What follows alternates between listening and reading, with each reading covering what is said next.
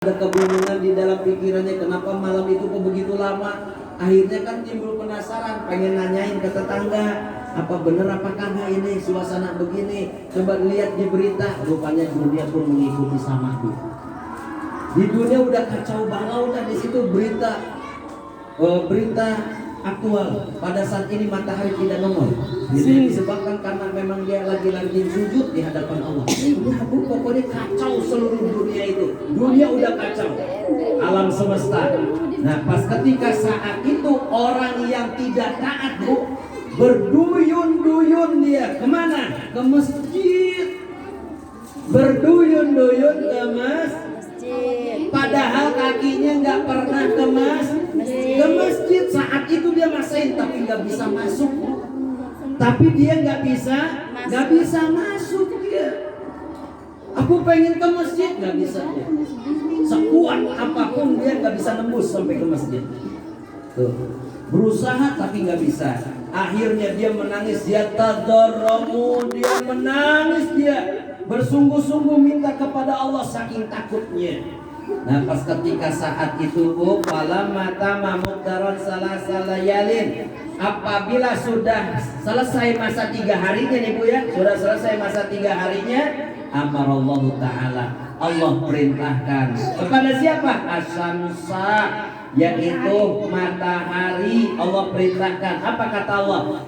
Ya Syam, irji ilal maghrib, katanya. Kau terbitlah dari barat. Maghrib itu barat. Harusnya maghrib itu kan tenggelam ya, Bu ya. Ini matahari disuruh terbit dari barat. Berarti apa, Bu? Ini tanda-tanda besar kiamat. Belum kiamat. Tanda-tanda besar kiamat. Akhirnya matahari terbit dari sebelah barat. Falamma tola'at syamsu minal maghribi. Ketika matahari terbit dari arah sebelah barat, alima, maka diketahui annal kiamat, bahwa sesungguhnya kiamat quribat, sungguh sudah dekat, tinggal sedekat itu kiamat. Matahari terbit dari arah sebelah. Wa yabkiyani yatadarruani ilallah, maka matahari dan bulan itu menangis, Bu. Matahari menangis. Sudah tinggal bentar lagi waktunya habis dia. Akan terjadinya kiamat. Menangis kepada Allah Subhanahu wa taala. Wa man baqaihima, maka apabila matahari dan bulan itu menangis, maka semua menangis. Ahli sama wal ardi, penghuni langit dan bumi pada menangis, Bu. Nggak ada yang cengengesan, nggak ada. Semuanya pada menangis. Nah, ketika saat itu ibu-ibu yang dirahmati Allah Subhanahu wa taala,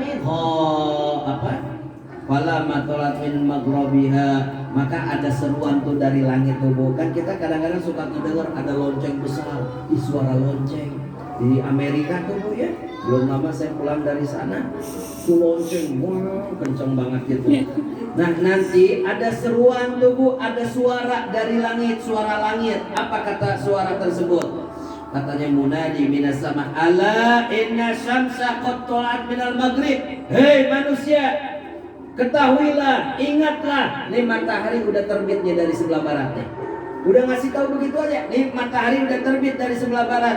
Walamma sami hadzal nida, nah maka ketika mata penduduk bumi itu mendengar, semua pada menangis, menjerit dan lain sebagainya. Kemudian di saat itu wa nazar ila sama, lalu matahari setelah dia berjalan, Bu, sampai dari kan terbit dari sebelah barat, udah sampai di tengah, Allah memerintahkan matahari untuk balik lagi ke timur. Nggak sampai langsung ke timur tuh, Bu. Terbit dari sebelah barat nih. Terbit dari sebelah barat udah sampai zuhur, bukan langsung ke sana, tapi balik lagi ke sebelah barat. Nah, ketika tenggelamnya itu matahari baru disatukan oleh Allah dengan bulan. Terjadilah kegelapan panjang saat itu, Bu, selama 40. Di dalam hadis nggak dijelaskan 40 itu 40 hari ya, Bu ya. atau 40 tahun, nggak dijelaskan hari atau tahun, pokoknya 40. Mau hari mau tahun tetap namanya tidak ada, namanya kegelapan itu tidak ada. Nah saat itu matahari diambil sinar cahayanya oleh Allah sehingga ada matahari tapi gelap, tapi sudah berada di tempat. Nah matahari itu seperti tandan tua namanya. Di dalam surah Al-Rahman dikatakan wa jumi'a syamsu wal qamar gitu. Kalau urju seperti matahari dan bulan dikumpulkan oleh Allah Subhanahu wa taala. Kemudian pas setelah sampai di mana matahari terbit sudah sampai di tengah, kemudian matahari tenggelam ke arah barat. Lalu lalu datang Bu, pas ketika matahari itu terbit dari mana Bu? Matahari terbit dari arah barat, tanda kiamat tuh Bu. Setelah sampai di tengah, mataharinya kemana lagi Bu? Lagi ke barat. Ke barat lagi. Pas ketika matahari ke tenggelam ke barat, maka malaikat Jibril datang bi amarillah dengan perintah Allah. Untuk apa? Dengan perintah Allah diperintahkan oleh Allah malaikat Jibril untuk menggibaskan sayapnya Bu. Menggibaskan sayapnya sehingga menutuplah antara timur dan barat. Ditutup Bu, berarti pintu tobat secara total ditutup. Ya, ditutup, tobatnya ditutup. Cuman kalau masing-masing tobatnya ditutup ketika kapan? Ketika sakaratul maut. Di situ la yaqbalu taubatan abdi lam yugorgir. Tidak diterima tobatnya hamba apabila hamba itu ruhnya sudah ditenggorokan, ditutup pintu tobatnya. Tapi kalau dunia, apabila matahari sudah terbit dari arah sebelah barat, maka pintu tobat tertutup. Ughliqat abwabat taubat, maka Allah tutup kunci pintu tobat, udah nggak ada. Nah saat itu orang yang punya harta itu buang-buang harta supaya apa? Bernilai sedekahnya sudah tidak ada.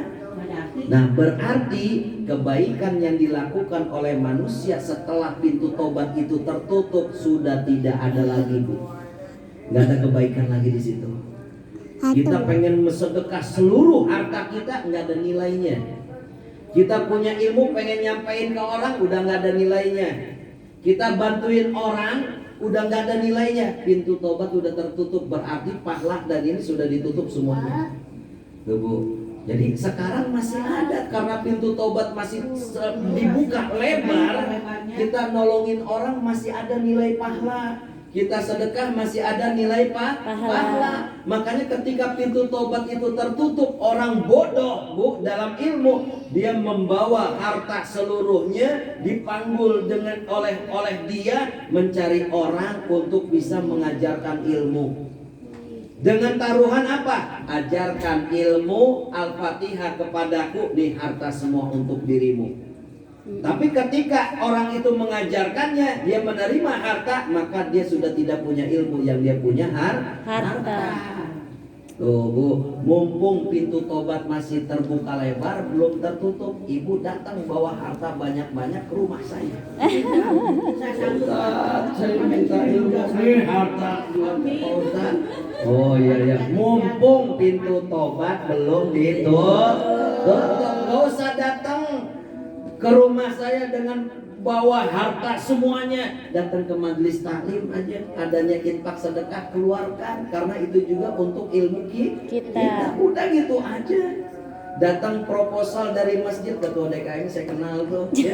Itu datang karena nyuruh-nyuruh tuh seksi apa namanya dana itu. Ya Allah, ini langkah kakinya nilai ibadah. Nah ini mumpung saya ingat nih ya Bu ya, mumpung saya ingat Bu, ini di RT 1 yang tadinya penggalangan dana itu sementara Pak Asep, sekarang Pak Asep enggak. Karena saya bilang, karena di dalam penggalangan dana itu ada ujrohnya 10%. Kalau 500.000 10% dia dapat berapa Bu? 50.000. 50.000. kata saya lebih baik kelola aja sama majelis taklim. Yang siapapun orang yang menggalangkan dana 50.000 itu haknya dia, tapi dia sedekahkan untuk majelis taklim. Gitu. Jadi 3 orang berjalan, nanti dia dapat ujrohnya atas nama dia, nanti sedekahnya bukan untuk jamaah orang yang berjalan, tapi untuk sedekah majelis taklim. Sampai Bu kalau begitu dong jadwalin dong, saya juga mau. Udah berjalan belum? Misalkan gitu ya, misalkan lah itu lebih bagus Bu. Misalkan pokoknya jangan saya aja yang jalan, Bu jangan gitu dong. Saya juga pengen ibadah, lah udah bagi-bagi dah kalau begitu. Gitu kan. Nih emang kudu dijelasin masalah sedekah gilir kayak begitu. Saya kadang-kadang macetnya di mana ini gitu. Akhirnya diselesaikan seperti itu. Ayo, emang kita tuh harus ngasih giroh Bu, semangat untuk melaksanakan kebaikan, karena tidak semua orang itu paham di hadapannya itu seperti apa kebaikan itu. Setelah dijelaskan, oh iya, baru paham. Nah di situ pentingnya nuntut ilmu, ya Bu ya. Nah kemudian selesai, pintu tobat tertutup, maka ketika saat itu Allah Subhanahu wa Ta'ala menutup pintu tobatnya ketika malaikat Jibril menutup pintu-pintu tobat timur dan barat. Wal qamara qaddarnahu manazila hatta kal urjunil qadim wallahu a'lam bis-shawab. Al-Fatihah.